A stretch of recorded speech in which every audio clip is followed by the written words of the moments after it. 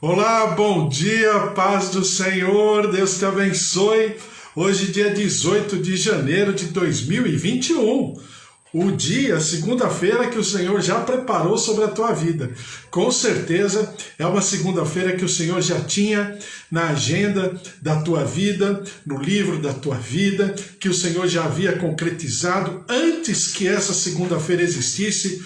Ele já havia preparado sobre nós exatamente cada hora, cada minuto, cada segundo em nome de Jesus. Por isso a Ele todo louvor, toda honra e toda glória, porque o nosso Deus ele é maravilhoso. Nem um fio de cabelo cai da nossa cabeça, nem uma folha cai da árvore, se o Senhor assim não lhe permitir. Diz a palavra do Senhor, glória a Deus, e nós estamos aqui mais uma vez para lermos a palavra do Senhor, orarmos pelos nossos familiares, pelos nossos queridos, em nome de Jesus. Então, olha, se você quiser, mande aí o teu pedido de oração.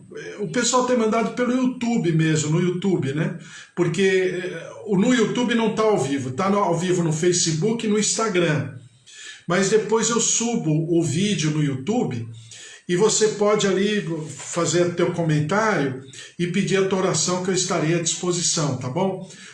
No Instagram também dá, no Facebook também dá. Eu não sei entrar muito bem, mas eu sei que dá.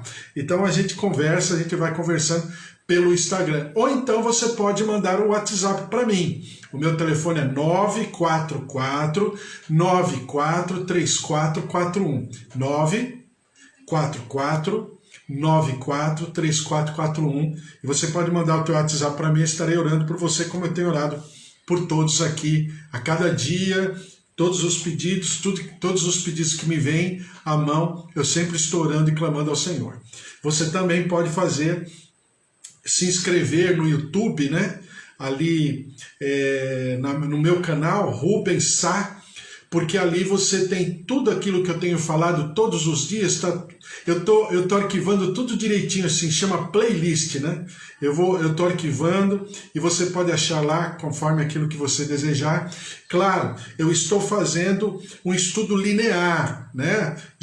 Eu comecei em Malaquias, lá no YouTube, no Instagram eu comecei bem antes, mas no YouTube eu comecei em Malaquias, né? E estou fazendo linear, Malaquias, depois Mateus, depois Marcos, depois Lucas, assim eu vou até o fim, tá bom? Então você fique à vontade, será uma grande honra, uma grande bênção para mim, tê-lo em comunhão, como a nossa comunidade virtual aqui, a nossa sinagoga virtual, será uma grande bênção ler a palavra do Senhor sempre, e meditar, e orar pela tua casa, pela tua família, pelo nosso Brasil, né? Em nome de Jesus. Oi, Bispo Antônio, bom dia, paz do Senhor para o Senhor, paz do Senhor, Magda, Joel, Josué, igrejas, ministérios, Raquel, também Sônia, o Senhor te abençoe, Magda, a bênção, a presença, o poder de Deus, Rosa Araújo também estou orando pela tua casa, pela tua família, você mandou um pedido de oração, né, ali no YouTube, estou orando desde o dia que você me pediu, Rosa Araújo também, o Walter também, o Fábio, a Márcia, Luiz Henrique, seus pais, Dona Efigênia, seu Augusto, também o seu João, Dona Dária, Dona Nadir, seu Toninho, meus pais, minhas tias, minha tia Rosália, minha tia Alzira e todos, juntamente com elas, representados por elas, né? Os meus tios, os meus primos, o Senhor abençoe cada um, cada família, cada lar, os quais vocês representam, João, Roseli, né? Também Amanda, seus familiares, Ema, Dona Ana Maria, Deus abençoe a todos também, em nome de Jesus, a glória, a presença, o poder de Deus, a pastora Júlia, estou orando também pela tua casa, viu, pastora Júlia? E também pelo Abraão, pela Mariana, pelo Rafa, por todos os queridos aí, o Senhor abençoe a todos, em nome de Jesus. Vamos ler a palavra do Senhor, Mateus capítulo 9, versículo 14. Né? Nós estamos andando assim, Jesus, Mateus fala, desde o começo de Mateus, a biografia de Jesus, depois entra na passagem do ministério de João Batista, o que ele significa, para a passagem do ministério de Jesus, Mateus capítulo 4, depois Mateus 5, 6 e 7, fala sobre o Sermão do Monte. Mateus capítulo 8 é o estudo de campo, é quando o médico, o diretor da cadeira, catedrático significa cadeira, ou diretor, o dono da cadeira daquela matéria, ou daquele ensino, Então, Jesus é o catedrático, ele é o dono, é o proprietário, ele é o diretor da cadeira, está fazendo uma visita com seus residentes pelo mundo. E aí ele vai ministrando, vai ensinando e vai desenvolvendo aquilo que ele havia colocado de maneira teórica, o Evangelho de Jesus, que é exatamente o Sermão do Monte, e sobre quais fundamentos estão alicerçados o Evangelho de Jesus, E agora Mateus capítulo 9, o Senhor fala...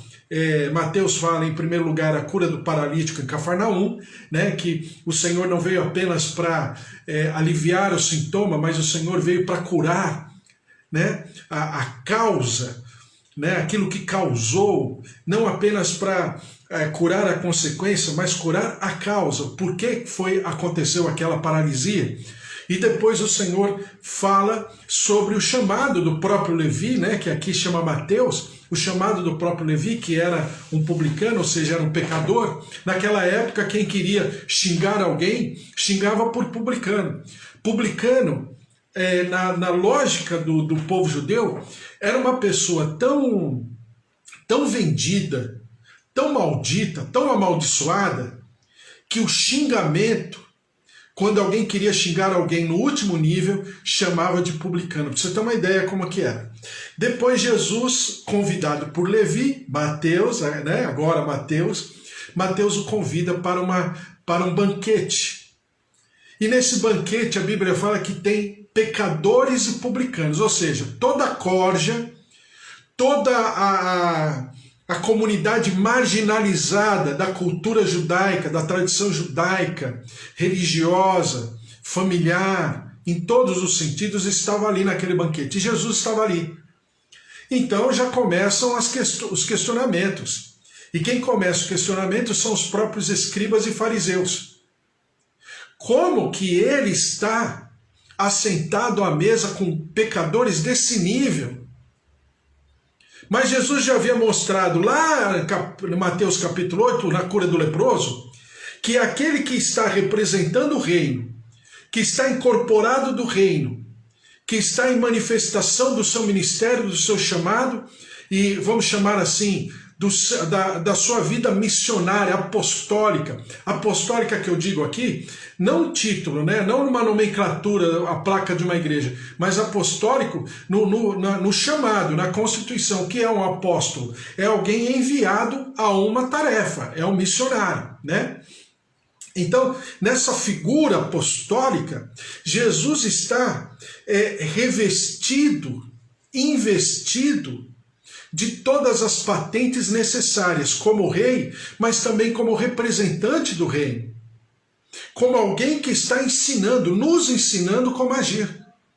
E aí Jesus se assenta à mesa com os publicanos e pecadores, por quê? Porque a sua posição ali é que faz a diferença.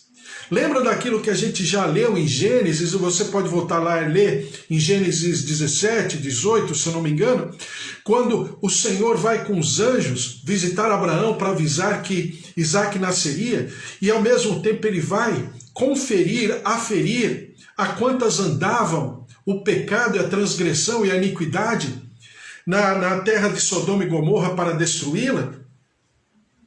Mas ao estabelecer esse juízo, ele diz para Abraão, se houverem, eu não vou falar toda a história, você sabe, depois você lê lá, mas ele fala assim, se houverem 10 justos, eu não vou destruir. 10 justos, para mais ou menos, segundo os livros históricos, entre Sodoma e Gomorra, que eram duas metrópoles da época, tinha pelo menos 2 milhões, 3 milhões de pessoas. Ou seja, 10 para 2 milhões. Que seja 1 milhão, 10 para 1 milhão. Havendo 10 justos, esses 10 justos bloquearia, presta atenção, vou repetir, bloquearia, vou falar de novo, esses 10 justos bloquearia o juízo de Deus sobre aquela região. Porque ele responde para Abraão, se houverem 10 justos, eu não vou destruir Sodoma e Gomorra por causa desses 10 justos. Então é a lógica do reino que eu vou falar para você em todo tempo, em todo momento. A lógica do reino dos céus, inaugurado pelo Senhor Jesus, não está com a sua dinâmica baseada sobre o pecador, sobre o pecado, a transgressão, a iniquidade, mas ele está com a sua dinâmica baseada na quantidade de justo, na quantidade de piedoso. Está me entendendo? E isso é uma maneira de enxergar a situação. E é exatamente o que acontece em relação aos fariseus no banquete de Jesus lá em Mateus capítulo 9. Ué, que atitude blasfema é essa? Porque ele come, dizem eles lá, porque come o vosso mestre com os publicanos e pecadores? Por quê? Porque na lógica, na dinâmica até ali, o, entre aspas, santo, o, entre aspas, consagrado ou separado, né, para uma obra de Deus, ele não poderia se misturar com um ambiente pecaminoso, com um ambiente maldito, com pessoas pecaminosas, com pessoas amaldiçoadas. Por quê? Porque senão ele estaria se contaminando. E Jesus está mostrando que o representante do reino, conforme o seu evangelho, é exatamente o contrário. É o justo que purifica. É o piedoso que santifica. Não apenas a sua própria vida, mas ele contagia. É a infecção ao contrário, né? A gente está falando tanto de pandemia. Então é ele quem contagia o seu par, aqueles que estão ao seu redor. E se um lugar, uma região, uma terra, um povo, uma cidade, uma província, um estado, uma rua, uma comunidade está em franca decadência, em franca deterioração,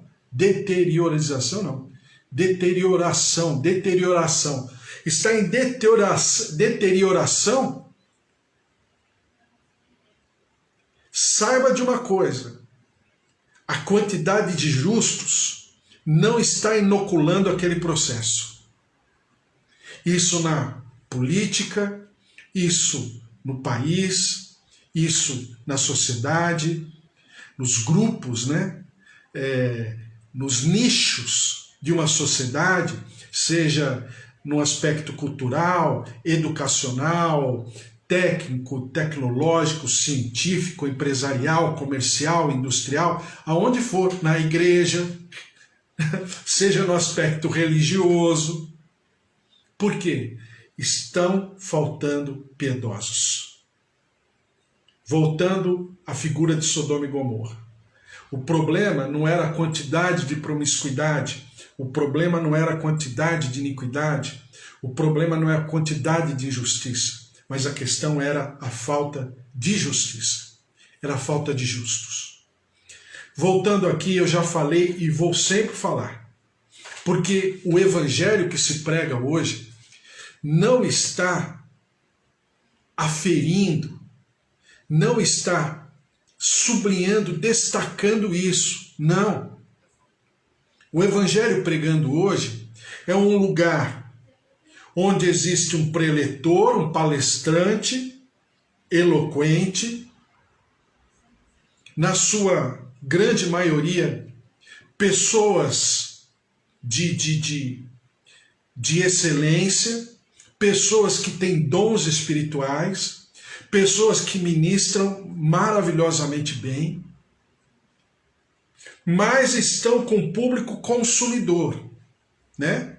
Eles estão ali vendendo um produto. E nessa lógica de venda e de compra, não existe uma relação com Deus.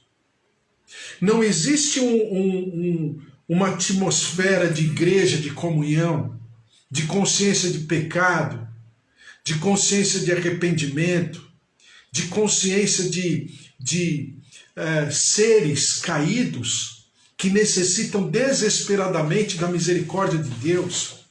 Óbvio, Deus tem tudo, Deus tem a cura, tem a saúde, tanto é que acontece. Ninguém tá falando o contrário. E ninguém está falando que é pecado. Não. A única coisa é que está faltando o principal. Está faltando o arrependimento, a manifestação do reino. A manifestação da plenitude, da glória, da presença, do mover e do poder. Pelo menos é aquilo que a gente percebe no grande público, né? Então é exatamente isso que Jesus está como que nos ensinando, como te ensinando, para que você desenvolva essa relação de fato com o rei, essa relação de fato com o rei. E ela é diária, ela é cotidiana, ela não para. Então diz aqui, mas Jesus ouvindo disse, os sãos não precisam de médico, e sim os doentes. Ide, porém, e aprendei o que significa misericórdia quero e não holocaustos, aquilo que está escrito em Oséias capítulo 6. Já o profeta Oséias alertava e exortava o povo. Olha, eu não quero regra, né? Um cumprimento de tarefa, uma batida de cartão, né? Outro dia eu levei as minhas meninas, eu estava andando com as minhas meninas e falei, quando eu trabalhava, há muitos anos atrás, né? E eu picava cartão, aí mostrei para elas que tinha lá na relojoaria um lugar que era só coisas antigas. Aí eu mostrei para elas, falei, nossa, e pegava o cartão, eu falava, eu pegava o cartão, punha assim, né? Era uma alavanca, apertava assim e tirava de uma telinha assim de cartões e punha na outra. Aquele era o pessoal que ia entrar, aquele era o pessoal que já tinha entrado. Aí eu mostrei para elas. Falei, nossa, que interessante. Então, o Senhor está preocupado com aqueles que batem cartão, com aqueles que até a intenção é boa, mas transforma tudo em regra. Não, uma relação não pode ser regra, é como a relação de marido e mulher. A relação de marido e mulher não pode ser um jogo de regras. Eu vou te beijar tal hora, eu vou almoçar tal hora, eu vou fazer o teu almoço, hoje no cardápio tem. Aí o marido vem, agora eu às 8 horas da noite eu como, às 8h30 eu vou assistir a notícia. Aí tudo assim robotizado. Não, precisa haver uma relação, precisa haver amor, carinho, precisa haver conexão. Exatamente o que o Senhor está falando aos fariseus. Misericórdia quero e não holocaustos. Ou seja, eu quero coração, eu quero sentimento, eu quero disposição em amar ao outro, em desejar ver o outro bem, edificado, curado, restaurado, renovado. Aquilo me alegra porque ele também vai se alegrar com a minha restauração. Então tem que haver uma conexão. Assim como nós estamos para a família, é impossível você pensar no ser humano sem a família. A família é uma questão lógica. Por mais que esse ser humano não queira, por mais que ele queira viver na rua, seja lá em lugar que ele queira viver, mas ele originou-se numa família. Não importa qual nível, não importa quais os problemas, as dificuldades, as ranhuras que essa relação de família manifestou, mas houve uma família. Exatamente, o Senhor está colocando nesse mesmo nível o nosso nível de comunhão, de congraçamento e de edificação, uns edificando os outros. Agora de maneira virtual, mas é uma igreja, é uma comunidade. Então, é exatamente essa comunhão. Porque não tem como falar de um cidadão do céu sem viver em comunhão, em comunidade. E nós aqui estamos numa comunidade. Por quê? Porque isso é saudável. Porque isso edifica. Porque na nossa concordância as portas do inferno não prevalecem. Porque quando nós ligamos aqui na terra, está ligado no céu. Mas quando nós desligamos aqui na terra, também está desligado no céu, conforme diz lá em Mateus 16. Por quê? Porque é essa comunhão, essa conexão, essa amizade, esse bate-papo diário, cotidiano, é exatamente o que faz a diferença. Por quê? Porque é o que Jesus está falando para aqueles fariseus. Aquele público que estava ali, aquele povo que estava naquele banquete de Levi, não entraria em nenhum outro lugar. Eu já falei isso para você. Nem em tribunal entrava, não entrava no templo, não entrava na sinagoga. Eles não entravam numa celebração, numa festa, principalmente celebrações que estavam elencadas na lei de Moisés, eles não podiam entrar. Eram pessoas malditas. Só que Jesus estava lá. Porque Jesus estava sendo conivente, aí você tem o outro extremo, né? Porque nós somos, assim, pessoas que gostamos de extremos. Aliás, toda a sociedade gosta de extremos, né? Nós vivemos como dizem os repórteres, os comentaristas das notícias, nós vivemos uma sociedade polarizada. O mundo está polarizado, porque o ser humano é polarizado. O ser humano é bipolar, ou bem vai para um lado ou vai para o outro. Então, Jesus estava ali exatamente com os amaldiçoados, com os malditos, com os malvados, com os grandes aí, aos olhos da religião, né? Com os grandes pecadores da época, né? Do outro lado, então a gente vai para o outro lado agora. Mas também Jesus não era conivente com o pecado de ninguém. Jesus estava ali, aí é que está o Evangelho, o mover, a beleza do Evangelho. Jesus estava ali para se mostrar aberto, para se mostrar disponível. Ele não se utilizou da sua prerrogativa de autoridade como rabino, como mestre, como fariseu, como escriba, como alguém conhecedor aprofundadamente da palavra. Ele não se utilizou das suas prerrogativas, ele não deu carteirada. Mas ele também não deu carteirada porque ele poderia ter dado carteirada como divindade, como divino, porque ele é e sempre será 100% homem e 100% Deus. Mas ele não deu carteirada, ele não puxou nem a carteira de autoridade, de mestre, né? E nem puxou a carteira de segunda pessoa da Trindade. Jesus estava ali, o ser humano Jesus, simples assim. Mas ali ele abriu espaço para que aquelas pessoas pudessem se arrepender, que é exatamente o que nós precisamos ser no nosso dia a dia. Nós precisamos ser esse ambiente que dê espaço para as pessoas enxergarem em nós, né? Um lugar, um porto seguro, um ambiente para que essas pessoas encontrem em nós não uma religião, não conhecimento de versículo, não conhecimento de regras, dogmas, você está certo, você está errado, né? Porque nós somos assim, nós somos das regras, isso está certo, isso está errado. Não, quanto mais a gente vai ficando velho,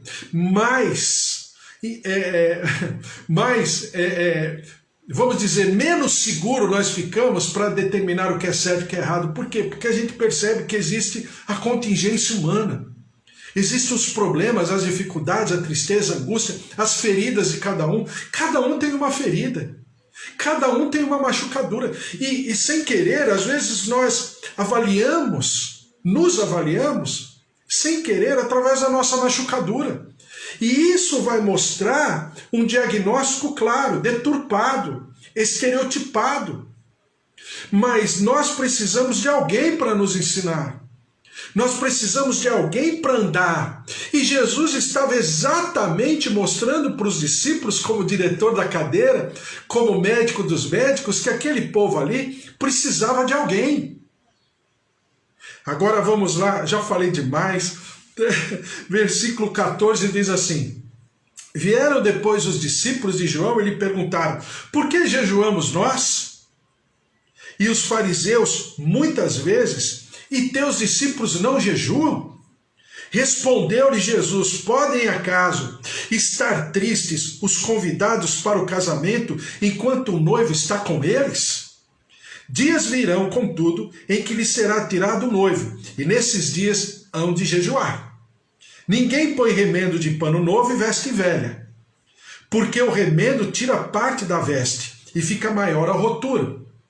Nem se põe vinho novo em odres velhos, do contrário, rompem-se os odres, derrama-se o vinho e os odres se perdem. Mas põe-se vinho novo em odres novos, e ambos se conservam. Andando um pouquinho, você tem uma outra indagação. Jesus responde a uma pergunta. Agora não é mais o grupo dos fariseus, não é o grupo dos saduceus, não é o grupo dos herodianos, né? Não é o grupo dos zelotes, mas possivelmente são os representantes do grupo dos essênios, possivelmente no qual João Batista fazia parte, mesmo João Batista sendo profeta, mestre, ou seja, um rabino também, era descendente da árvore genealógica de Arão, ou seja, seus pais, né, Zacarias, era um sacerdote do templo, reconhecido sacerdote, ou seja, João poderia ser reconhecido sacerdote também, tal qual Samuel, sacerdote profeta, né, e mestre ao mesmo tempo, tal qual Esdras e tantos outros escribas da palavra do Senhor. Então ele era um homem constituído, e ele tinha os seus discípulos. E os seus discípulos vão até Jesus e perguntam: mestre, eles não perguntam para os discípulos, perguntam para Jesus: mestre, por que os teus discípulos não jejuam e nós, que somos discípulos de João Batista, e também os fariseus, jejuam? Aí Jesus responde: podem acaso estar tristes os convidados para o casamento, enquanto o noivo está com eles? Dias virão, contudo, e que lhe será tirado o noivo, e nesses dias hão de jejuar. Então, eu só vou falar isso, amanhã a gente conversa mais a respeito. Então, o que Jesus está falando?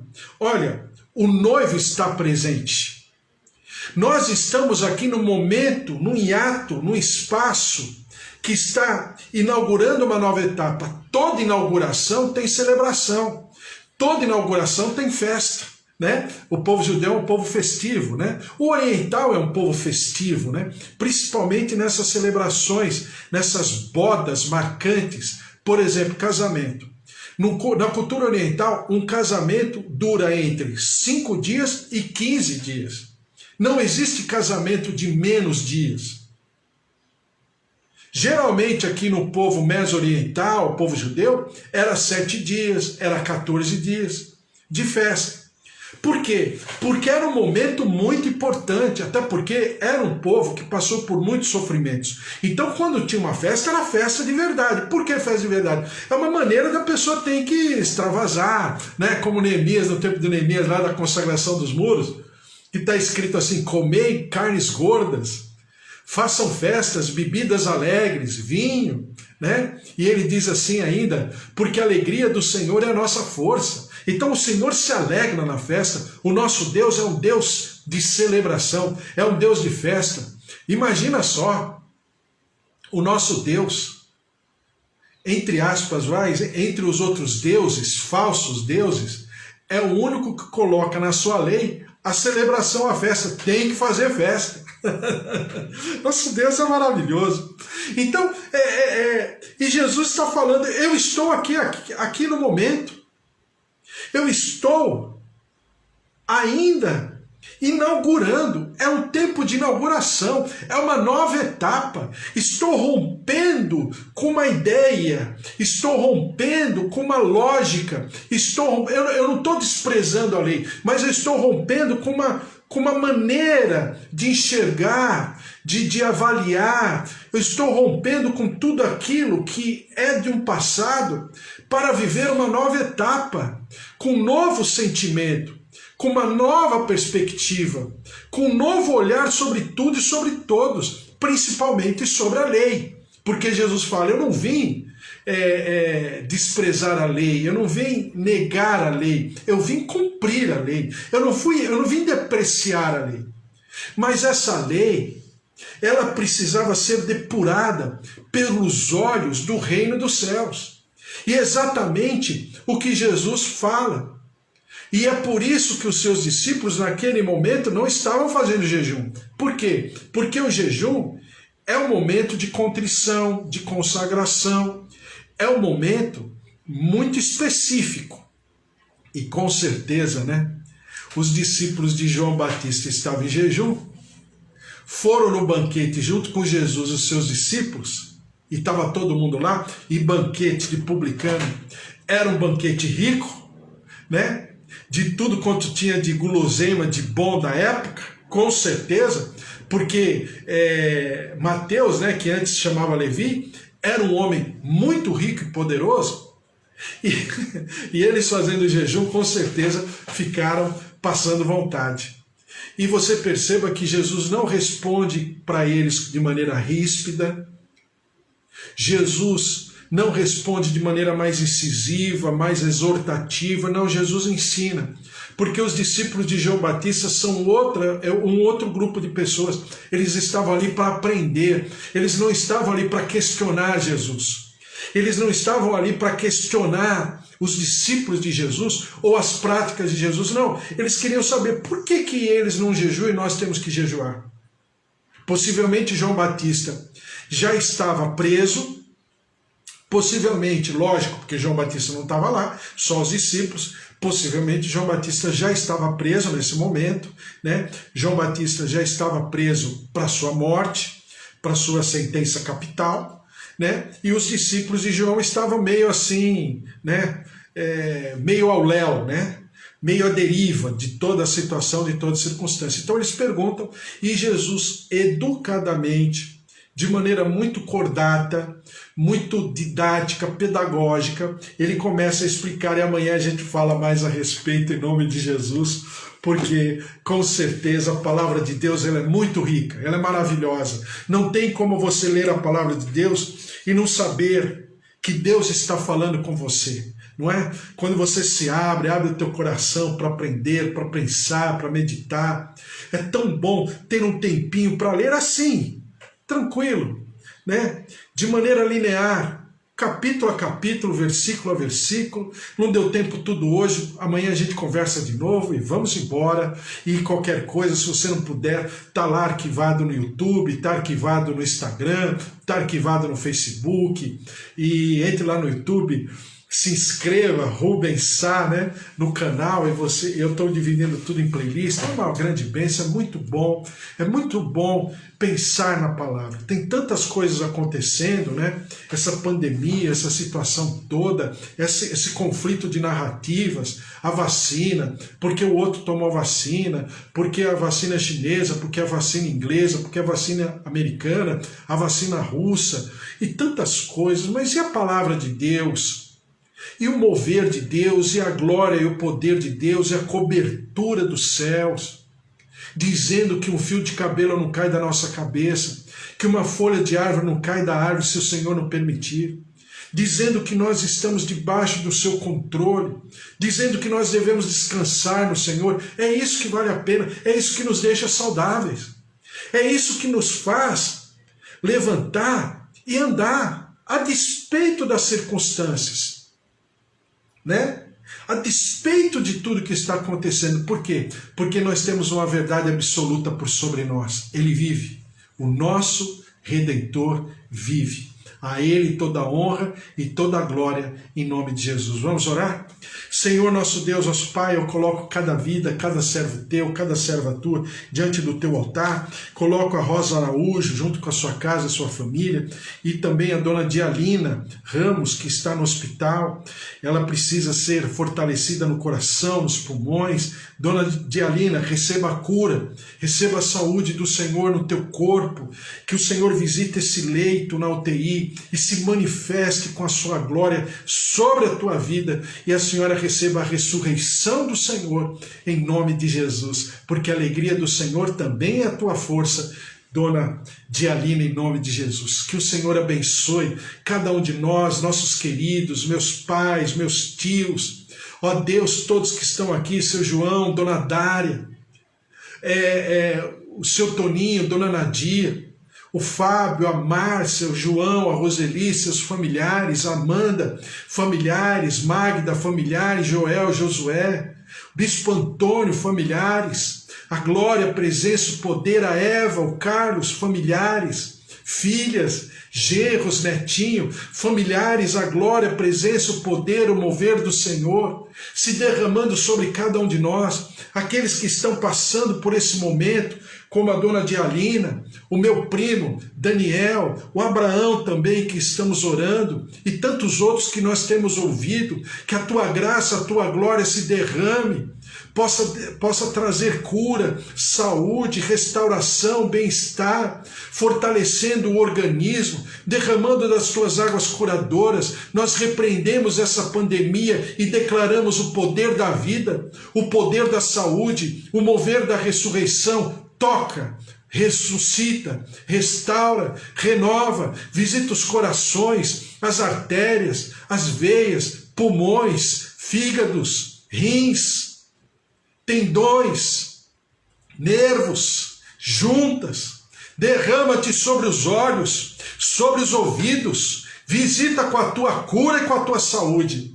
E nós daremos sempre ao Senhor todo louvor, toda honra e toda glória. Ah, nosso Senhor, tem misericórdia do nosso país, tem misericórdia do nosso Brasil.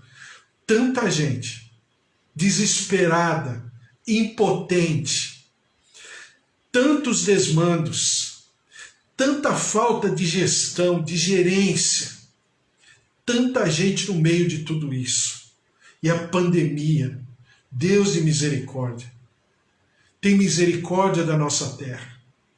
Que o Senhor possa apaziguar esses corações, consolar e confortar essas pessoas. Famílias enlutadas, desesperadas, terrível. Deus de misericórdia, o Senhor é o nosso Deus. A quem nós iremos? De quem nós dependeremos, senão do Senhor? Por isso, ó Deus, ressuscita, restaura, renova, toca.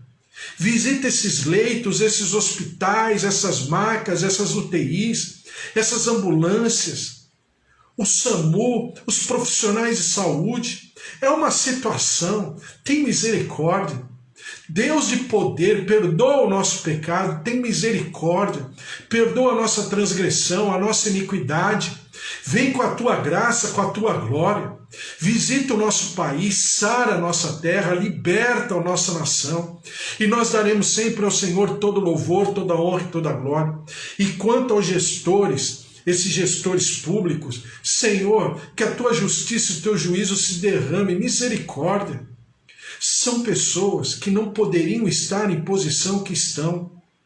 Por isso, Deus de poder e maravilhas, traz da tua justiça, traz o teu juízo, move-te dos céus, cura nossa gente, tem misericórdia do nosso povo, cura, visita, restaura, toca, e nós daremos ao Senhor sempre todo louvor, toda honra e toda glória, em nome de Jesus. Amém. Amém. Glória a Deus, que o Senhor te abençoe e te guarde, que o amor de Deus Pai, a vida vitoriosa em Jesus Cristo e as consolações do Espírito Santo da promessa se derramem sobre a tua vida, sobre a tua casa, a tua família, porque se Deus é por nós, quem será contra nós? Se o Senhor é o nosso pastor, de nada nós teremos falta. Sabe por quê? Ninguém pode separar do amor de Deus, nem passado, nem futuro, nem presente, nem anjos, nem demônios, nem morte, nem vida, nada pode te separar do amor de Deus em Jesus Cristo, o autor e consumador da tua fé. A Ele toda a honra e toda a glória, em nome de Jesus. Um beijo para você, uma segunda-feira maravilhosa. Amanhã, terça-feira, às 10 horas da manhã, estou de volta. Entra lá no YouTube, no meu canal, se inscreva, Rubens de Sá, ou então no Instagram, no Facebook, vá desenvolvendo, vá ouvindo, vá falando com as pessoas. É maravilhosa a palavra do Senhor. E nós precisamos sim gastar um tempo para a palavra do Senhor. Um beijo para você, fique na paz. Tchau, tchau. Até amanhã. Não esquece, 10 horas, hein? Valeu!